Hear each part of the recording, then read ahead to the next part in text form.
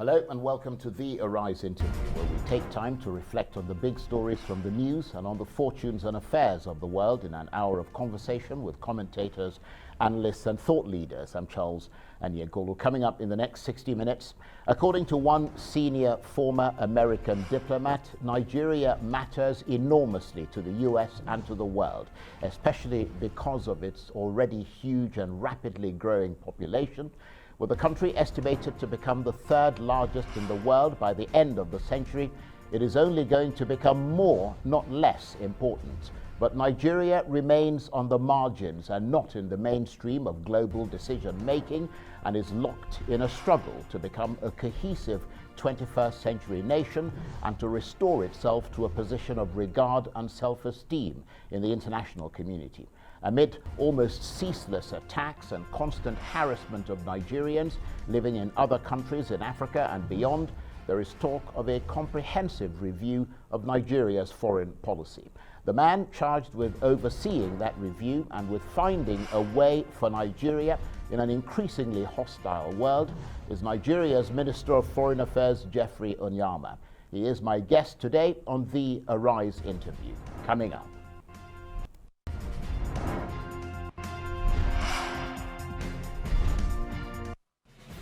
Now, Nigeria is Africa's largest oil producer, has the biggest gross national product on the continent, and possesses the largest population.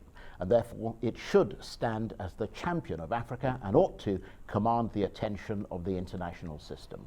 But Nigeria continues to display the major features of a dependent and weak country, with its economy lacking in production and manufacturing capacity, its politics walking a tightrope of corrupt politicians and ethnic tensions, and its massive population growing ever poorer amid widening stretches of ungovernable areas and growing criminality.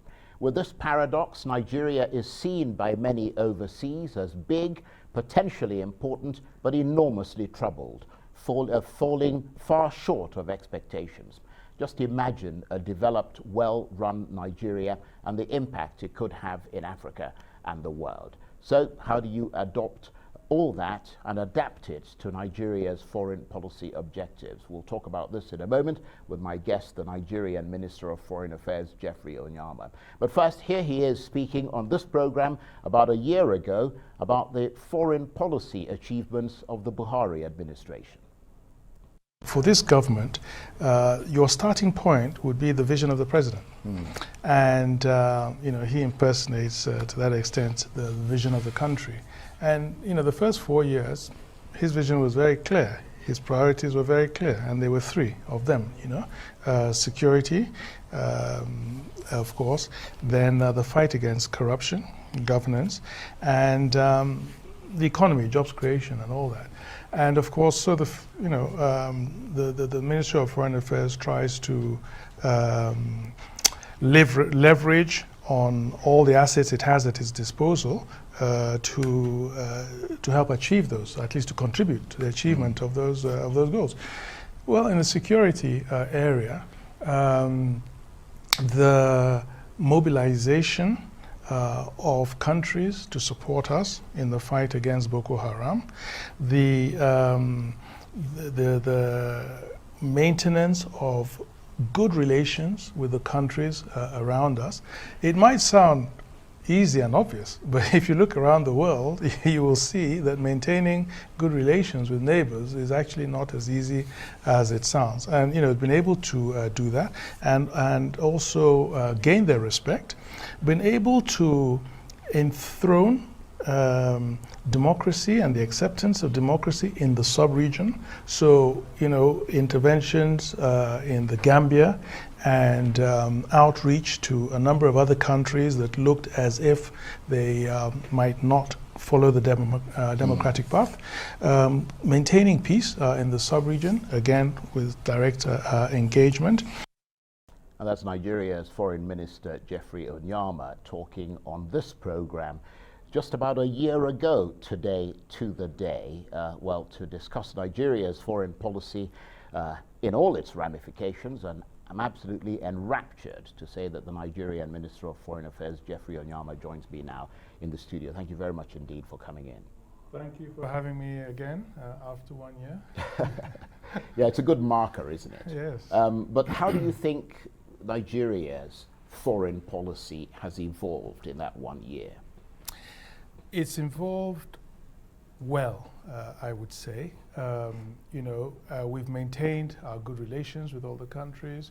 In the sub-region, we've continued to be a big player in ECOWAS.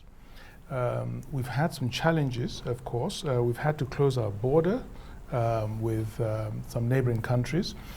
And we've had issues of possible, xenophobic attacks on Nigerians, or what were perceived as xenophobic attacks on Nigerians. So we've had to sort of engage more robustly with various countries. But by and large, we've maintained our status in the sub-region. The trade has, continued at a good level there. In the wider African region, the continent within the African Union, we've also continued to be a big player. We've been in the Security Council of the African Union, and so contributed to bringing peace on the continent. Last year was supposed to be the year of the silencing of the guns, and we've been a big player in South Sudan and other countries where there have been some conflict. And at the multilateral level, we've also been very present. The president has been very present in the UN and some of the other agencies, and with the big countries around in Asia, Europe, and the Americas, we've continued to engage positively with them, increasing our trade with them, and getting their support where we've needed them. So it's been going well, and of course, to show that actually, as you know, our president was made the anti-corruption champion of the African Union. During the COVID pandemic, he was made the ECOWAS champion on the COVID response for the sub-region. So these are also recognizing himself as a leader, and also Nigeria as a leader. And then also in that period of time, we've also seen a lot of wins for Nigeria in getting Nigerians elected to important positions. The latest, of course, being Ngozi Okonjo-Iweala of WTO. We've seen the election of a Nigerian to possibly the most important portfolio of the African Union, which is political affairs, peace and security. A Nigerian who is now there. Of course, we're able to get Additional re-elected as president of the African Development Bank, and we have the president of the Afrexim Bank. So also, Nigerians supported by the Nigerian government have also been occupying very strategic positions in multilateral organizations. And of course, we had Deputy Secretary General at the United Nations. Nigeria had the president of the General Assembly. So I think that is a clear reflection of the position and the leadership position of Nigeria globally, and the recognition by other countries of that. So I think that from that point of view, we can say that our foreign policy has been successful, and we're on a good trajectory, and have been over the last 1 year. And of course, one of the unique things about your job as foreign minister is that you straddle both the foreign and domestic policy. And of course, you're part of a government that is charged with formulating that domestic policy. You talked about silencing the guns across Africa and the work that you've been doing commendably in that direction. But then, of course, the guns have been getting louder within Nigeria, the sound of gunfire echoing across the country. What would you say about that? Well, it's very a sad situation that that we still have an unacceptably high level of violence within the country, all across the country. That is a real cause for serious concern. It's something that agitates the government, and and all the measures are being put in place to address those issues. Unfortunately, these fault lines that we have, as a country, and I think one would also say, to overcome a lot of these conflicts, we also need leaders in Nigeria to step up to the plate. It's not just about Mr. President. He can't do it on his own. We have a federal system of government. So you have your governors in your states, and each state has tremendous autonomy. And so we need the governors of the states to step up, because they argue for greater autonomy and things, and they have that, and to take their responsibilities and and do what they also need to do. Yeah, but how can they take responsibility when they don't have a state police command or the security structures within their grasp? No, they have. The governors have security votes, huge resources, funding that are given to them, regularly. So they have the financial resources, and it's just a question of also allocating them, appropriately. And the police commissioners in each state, they work very closely with the governors, and so it's really a question of just taking responsibility, not just the governors, I might say, but all of us, the legislators as well, and opinion formers, traditional leaders. We all have to take responsibility and and try and address the situation as one. Yes, and of course you are one of the few ministers who sits on the National Security Council, so that puts you at the very heart of security in this country. Is that the feeling within that National Security Council, that there isn't cooperation from the other arms of government in this fight against insecurity, and that essentially the president is left on his own? No, I wouldn't say that there's no cooperation. What I'm saying is that they should take more responsibility. It shouldn't just be seen as an issue for Mr. President to solve. I think that, as I said, we're a federation. There are others who have an important role to play. A lot of these things are going on within the states, and the first line of response is really the state governors and the state governance. Yes. Yeah. Okay, well, just stay with us, Minister. We're going to take a short break. You're watching the Arise interview. Plenty more still ahead as we continue our chat with Nigeria's Minister of Foreign Affairs, Geoffrey Onyeama. Stay with us.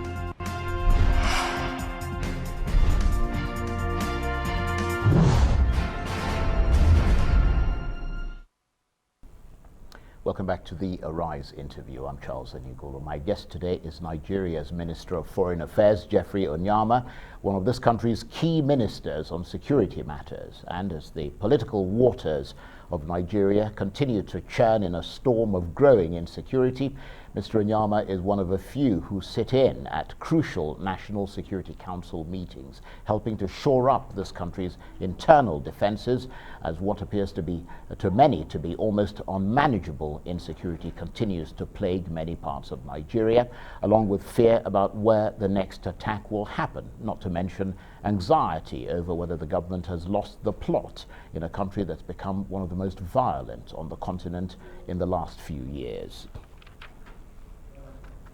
And the Nigerian Minister of Foreign Affairs, Geoffrey Onyeama, is still with me in the studio. Thank you for staying with us. We'll come to that security issue some more in a moment. But I just want to take you back a few years. President Obama, as leader of the free world, said that Nigeria is critical to the rest of Africa, and that if Nigeria does not get it right, Africa will not make more progress. That was in 2010, more than a decade later. Do you still agree with that statement, or would that be an overstatement in today's world?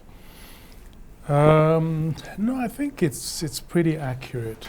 You know, Nigeria is a huge player in Africa, as you said at the very beginning. The largest population, still growing, projected to be by the middle of this century the third most populous country in the world.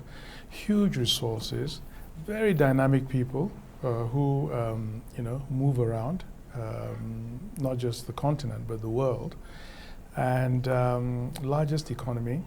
So really, I think that, you know, Obama was right those years back that if Nigeria can, you know, when we really get moving, we can be the engine, the real motor of growth for the African continent. And I think Africa realizes that as well.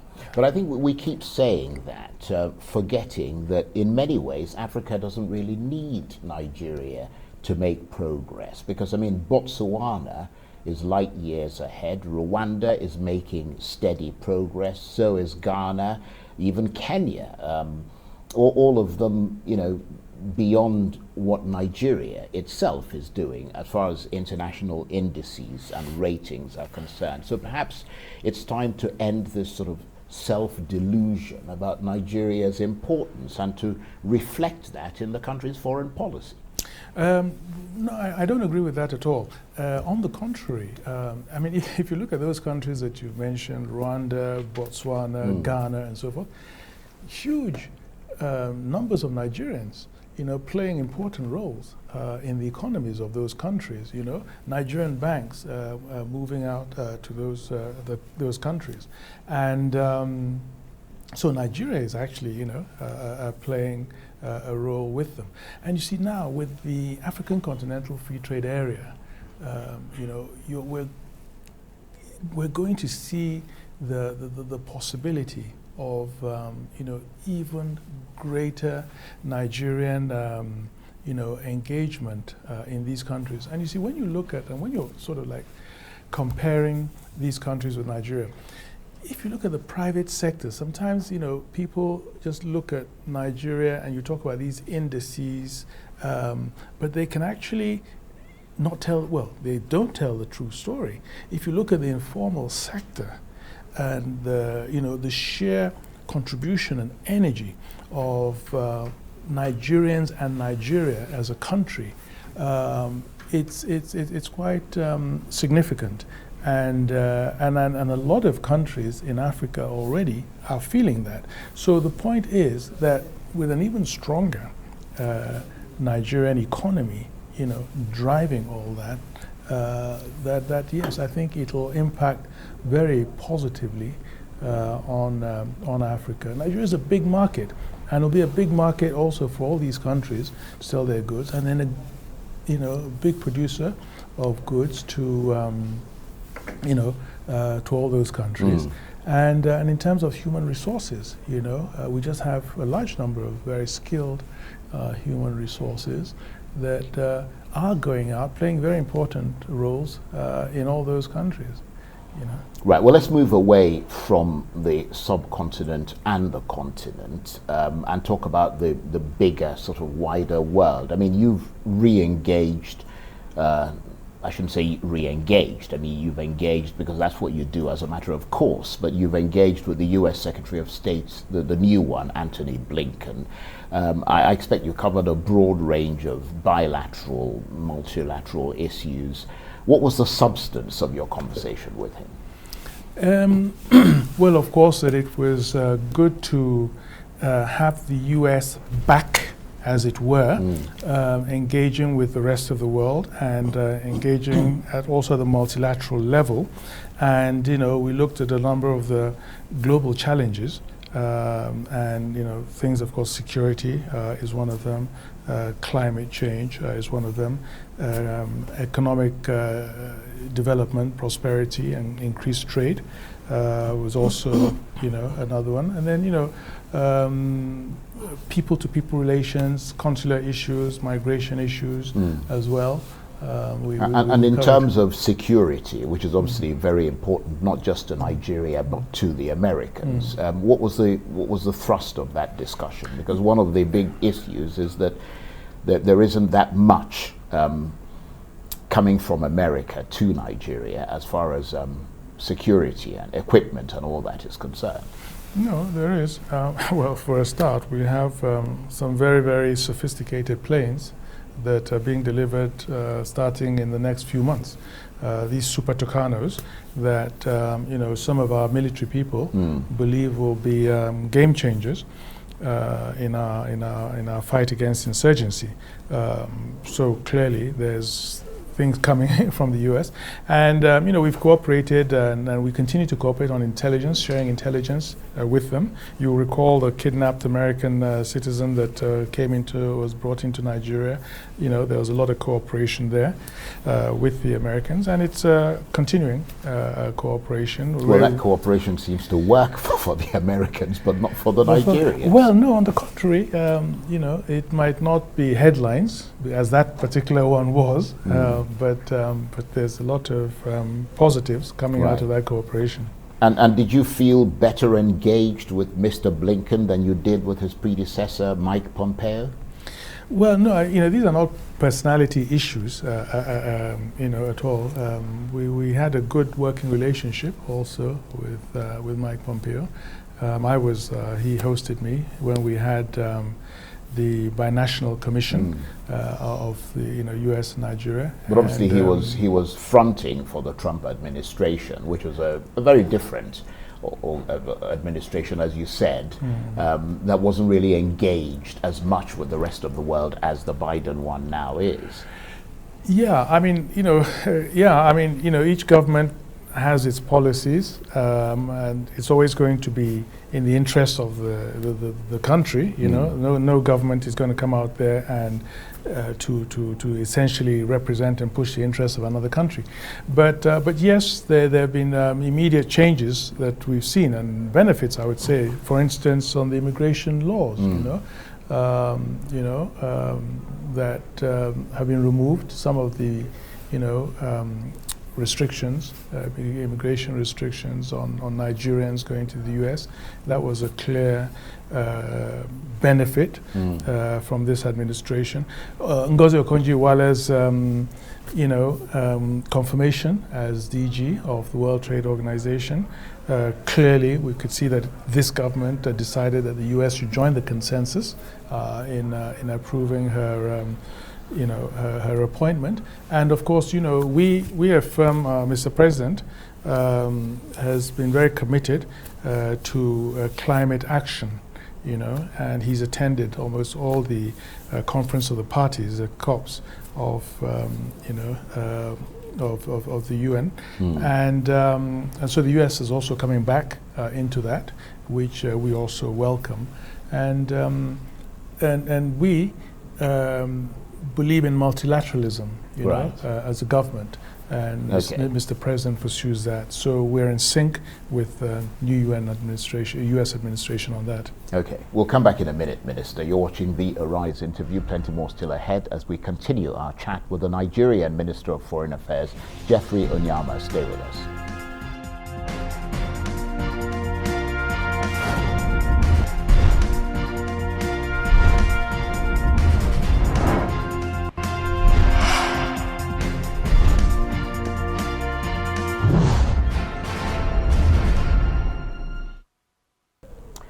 Welcome back to the Arise interview, where we speak to the newsmakers as well as ordinary people doing extraordinary things around the world and featuring the voices at the heart of the stories. I'm Charles Aniagoluna. My guest today is a rather calm and unruffled Nigerian Minister of Foreign Affairs, Geoffrey Onyeama.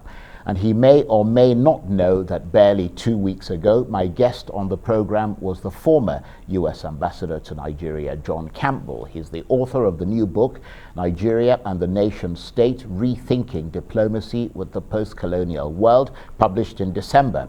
In it, he argues that governance faces grievous structural challenges in Nigeria, and along with this country's colonial history and flawed elections, has undermined the credibility of successive governments, leaving Nigeria's conflicts unresolved, including its ethnic rivalries and, of course, security challenges.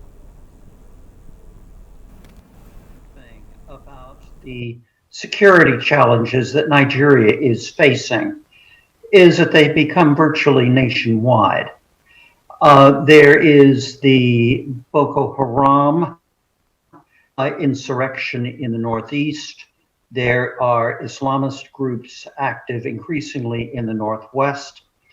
There is strife over water and land use in the Middle Belt, which sometimes acquires an ethnic and religious dimension. The oil patch seems to be bubbling, though thus far the violence there seems to be low level. And then throughout the country, there is a crime wave in which kidnapping appears to be particularly prominent. The crime wave and the kidnapping, I think, are highly demoralizing for many Nigerians who have been relatively untouched by the insurrections in the Northeast, the Northwest, or the quarrels in the Middle Belt. But it is the fact that the insecurity has become so extensive that I think is fundamentally new. And Nigeria's Minister of Foreign Affairs, Geoffrey Onyeama, is still with me in the studio. And that obviously is one of the people who advises the U.S. government on developments in Nigeria. John Campbell, the former Nigerian U.S. ambassador to Nigeria. I wonder what your reaction is to the things he said. Well, I wouldn't be that, it's not that, one can be that simplistic about it, you know. Yes, there are these challenges. I think it's clear for everybody to see. But, you know, I think, well, the root cause really is the economic crisis, you know, that we're having in the country. We're going through a difficult period. You know, of course, the drop in oil price when this government came into office, and COVID also hasn't helped. You know, so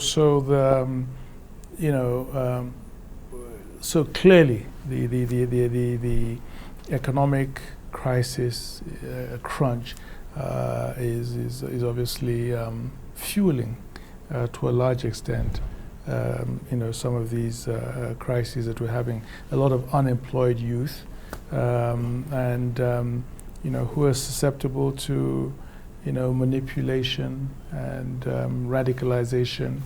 You know, call it whatever you will. I think the concern really, Minister, which I think he encapsulated, but not just him, a lot of Nigerians, is that things appear to be getting worse, that they're not improving. Obviously, the most notorious abduction was back in 2014, 276 girls kidnapped from Chibok by the Islamist group Boko Haram. Granted, your government wasn't in power then, but we're now seeing a new tangent, a new criminal element who have jumped on this bandwagon. So incidents of kidnapping for ransom rather than ideology. And that's really the key worry, isn't it? Yeah, but it's nothing new, kidnapping for ransom. On the contrary, in the South, that's probably actually where kidnapping started in this country, for ransom, where we had for many years a lot of the, you know, militants kidnapping oil workers and others, you know, for ransom.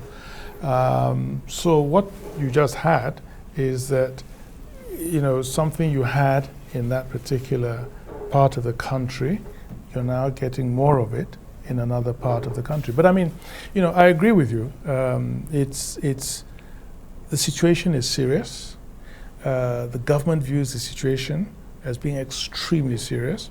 Mr. President has rejigged the, security apparatus of the country, and one of the things that the Secretary of State, mentioned to me was that he welcomed that rejigging because they appreciated that it was giving the possibility of a new approach to dealing with the security challenges we're facing. So we'll give it a bit of time. Right.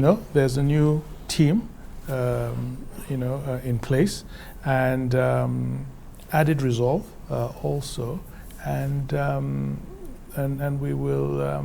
We're going to throw everything at it as a government. And in terms of rejigging that security architecture, I'm hearing that some of the former service chiefs are now going to be sent as ambassadors to countries within Africa, possibly even the West African region, and the idea behind that is to try and strengthen the security relationship with those countries, because obviously if you've got chiefs of staff, former service chiefs who know what it's about, then they can impress upon these governments in an ambassadorial capacity. Is that a fact? Yeah, and also beyond that, a lot of the challenges, I mean, are extraterritorial.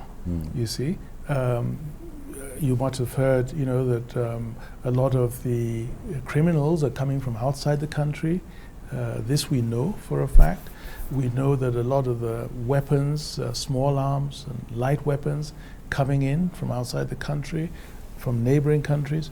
We know that the network of, terrorists and criminals go right across the sub-region, So number one, we need a cohesive action by different countries also. And so these former security chiefs,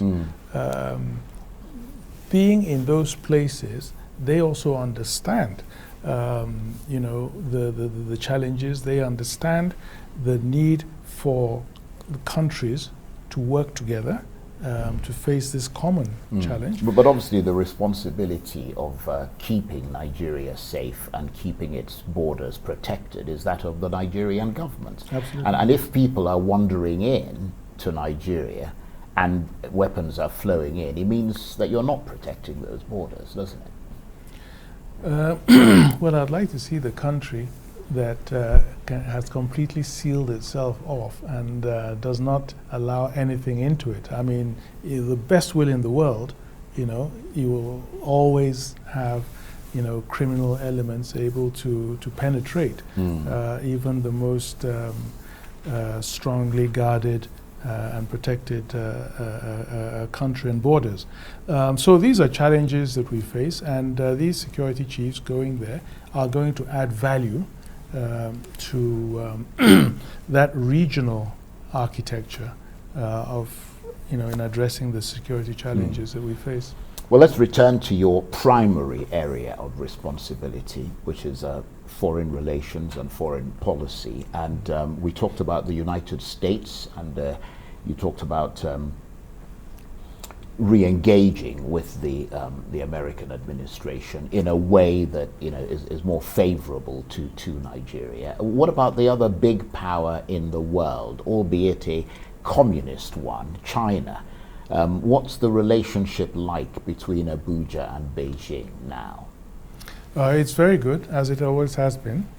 One of the things that I say is the benefit of the Buhari doctrine of reaching out and engaging positively and constructively with countries is that you have good relations with all these countries.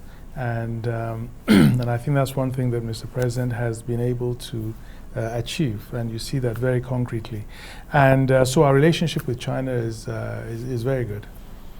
But of course, Nigeria owes China a lot of money, doesn't it? I mean, that gives Beijing extra leverage over this country. Certainly that's the perception, doesn't it? The United States owes China a lot more money than Nigeria does. Yeah, but we're talking about Nigeria, not the United States. As do a lot of other countries I mean, in the the United world. States backs whatever it does with enormous clout, military and otherwise, around the world. Yeah, well, yeah, debt is normal. It's just like individuals. I mean, that's what banks are there. That's what international institutions are there for. You borrow and you fund projects that you have, and sometimes even if you have the money, you might find it actually even better to borrow. So yes, we've undertaken a number of huge capital projects, infrastructure projects, and so forth.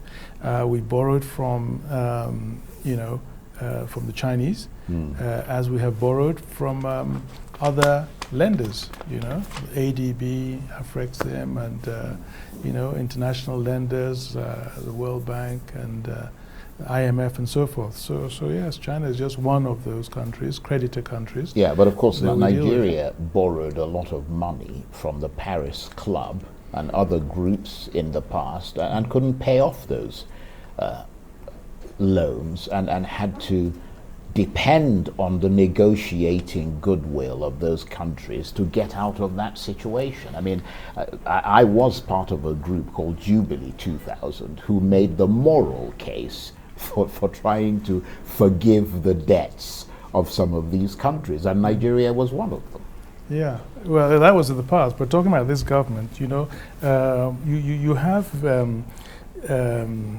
sort of targets that, as a government, you try not to borrow, more than, you look at your GDP and so forth, and you keep within a certain margin, and we've been doing that. Yeah, but if you're a one-crop economy, which for all intents and purposes Nigeria is, and you're subject to the vagaries of that one crop, which you don't control, the prices, and you can't predict, then obviously you can't really that's why your budget is thrown off, when it goes up or when it goes down.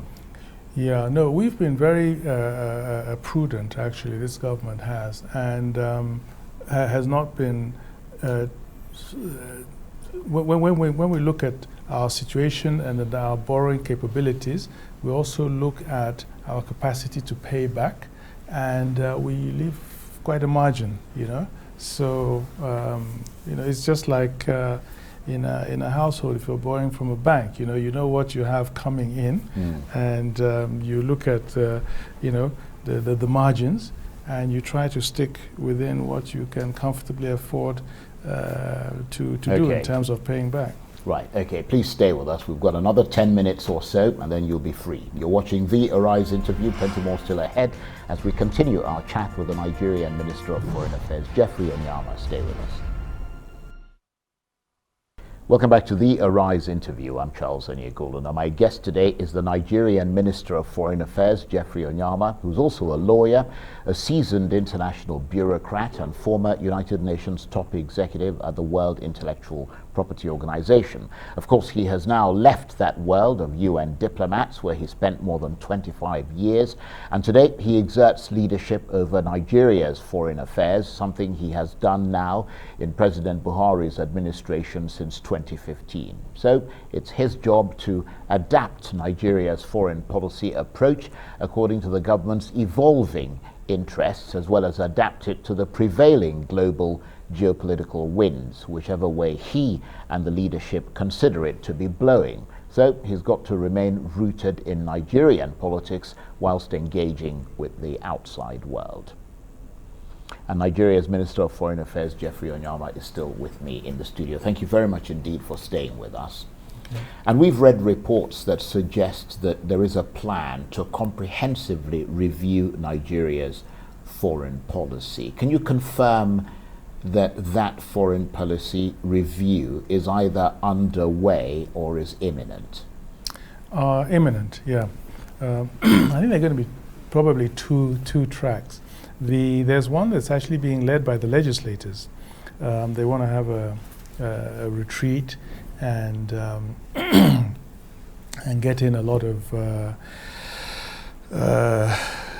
personalities and others, stakeholders, to come and reflect over some days on reviewing the foreign policy and charting a way forward, trying to maybe to resituate it, as you said, within current realities, But also the Ministry of Foreign Affairs has also planned to have a roots and branch review of our foreign policy, and to see to what extent it needs to be, refocused. Again, as you say, to take into account the realities, current realities. Ultimately, what underpins your foreign policy, it's not, it's not rocket science as such. Every country wants to project its national interests, and you want to take advantage of the international system to promote your national interests. So, those national interests might change as time evolves, and different issues come up. For instance, 20 years ago, the climate change was not a global issue.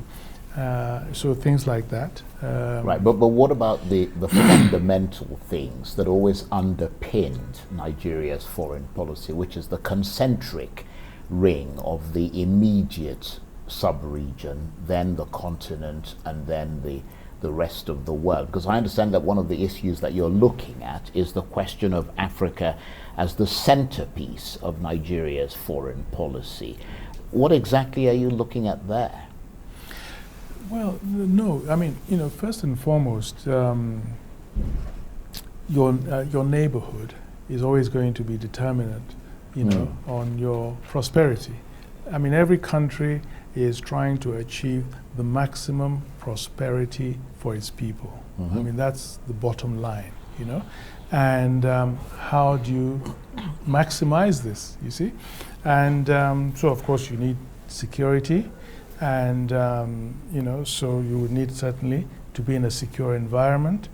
And, years gone by, you had the decolonization of Africa, and, Nigeria was very engaged in that.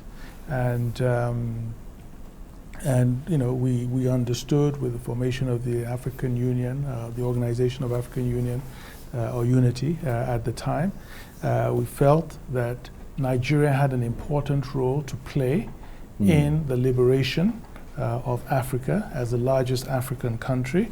We felt that Nigeria could not be safe and secure if the rest of Africa was not safe and secure.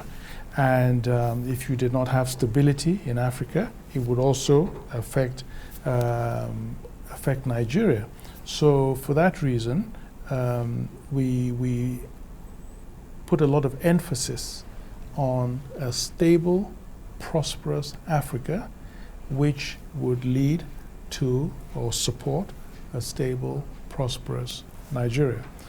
And of course, the kith and kin approach, where we also felt that kinship with the rest of Africa and Africans. And so, Africa was the centerpiece of our and that's no longer the foreign policy. No, Africa is very, very important to our foreign policy. But when we look now at what we want, as a country, there are different things. We want trade. We want to trade out of, we want to industrialize our country, trade out of poverty, and trade our way out of poverty, jobs for Nigerians. A lot of Nigerians emigrate. We have a large number of Nigerians in the diaspora, and you know, climate change is also an issue for us. So yes, Africa is still very much important to Nigeria and very much part of our priorities, but also the rest of the world, you know. So it may not necessarily be in that order then, the sub-region, the continent, and the rest of the world. Well, it depends what you mean in that order in respect of what. For certain things, it would be in that order. Right. I think if we're looking at security, for instance, clearly it's going to be in that order. With the African Continental Free Trade Area, we're hoping to see greater level of trade amongst Africa. But at the moment, Africa is not our greatest trading partner, the countries of Africa, you know. So we need to increase our trade with Africa. But of course, those countries with whom we have, you know, high volumes of trade are also very important to us. And of course, we're looking for greater investment in Nigeria. And yes, we would like investments from African countries. But, you know, realistically at the moment, the biggest investors in Nigeria are from outside Africa. Right. Okay. So we need to also, you know, cultivate those. We've got about a couple of minutes before we have to go. Let me just get you, because you're a member of the Presidential Task Force on COVID-19 in Nigeria, and you've just had a delivery of nearly 4 million doses of the AstraZeneca vaccine. A lot of skepticism around vaccines in Nigeria, not just the idea of taking those vaccines, but also how you're going to get that to the people. A lot of questions being asked about the cold chain systems and how much they are available across the wards, the local governments, the states in Nigeria. How's that going to be done? Well, it's not new to Nigeria, vaccines. So everything is already in place. It's not the first time that, you know, we are rolling out vaccines and vaccinations across the country. But obviously different temperatures are required here. Different temperatures are required here, but all that, the infrastructure for that is in place. Okay. Well, you answered that fairly quickly, didn't you? But I want to say, Minister, I want to say thank you very much indeed. It's been an absolute pleasure having you in the studio. Thank you for coming in. That's Nigeria's Minister of Foreign Affairs, Geoffrey Onyeama. That's it for this edition of this interview. Join us again tomorrow. From me and the entire team here in Abuja, bye-bye and thank you for watching.